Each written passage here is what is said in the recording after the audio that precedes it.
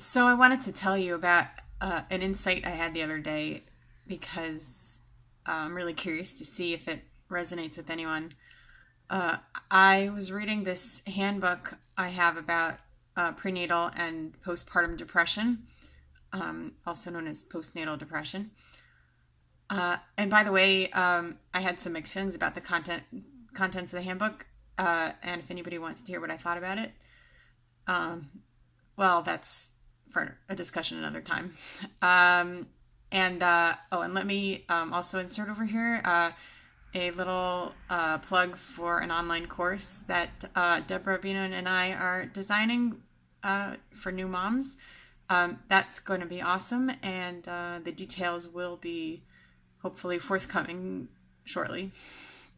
Anyway, so reading the handbook made me think back to my second pregnancy when I was miserable all the time.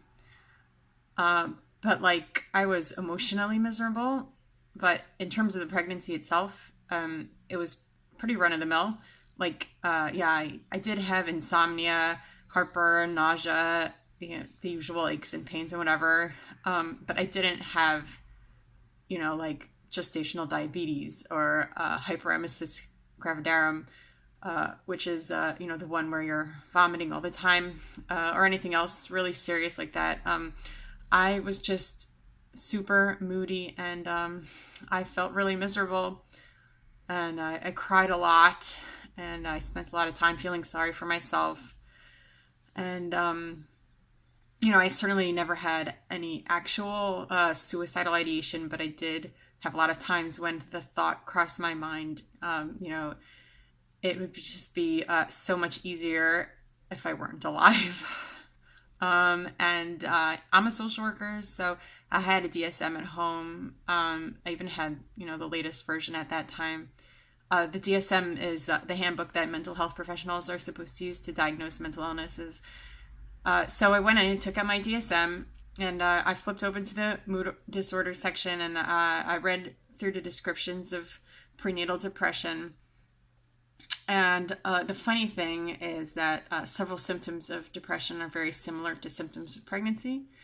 So diagnosing prenatal depression can be tricky, but I tried very hard to diagnose myself with prenatal depression because I was so miserable with no apparent reason. Like hormones, sure, but the extent of how miserable I felt just didn't feel justified by that. I had the same pregnancy hormones during my first pregnancy, but I didn't spend the whole pregnancy feeling miserable. What explanation could there be if I didn't have prenatal depression? And really, what right did I have to be so extremely miserable without a reason? So I went to see a therapist, also a social worker, and I asked her if she thought I might have prenatal depression. She said no. I did not have any diagnosable mental illness, but if I wanted a diagnosis for insurance purposes, she could put down that I had an adjustment disorder. I knew that I didn't have an adjustment disorder. The truth is, I knew that I didn't have prenatal depression either. I just really desperately wanted to have it. I didn't exactly want to have it. I just wanted to be able to give a label to my misery. Now looking back, I can see that I just didn't feel entitled to my feelings. I felt miserable, but I didn't think I had a right to feel miserable. So that made me feel even worse. I felt guilty on top of feeling miserable. I felt frustrated on top of feeling miserable. I felt embarrassed on top of feeling miserable. With all of that, I felt more and more miserable.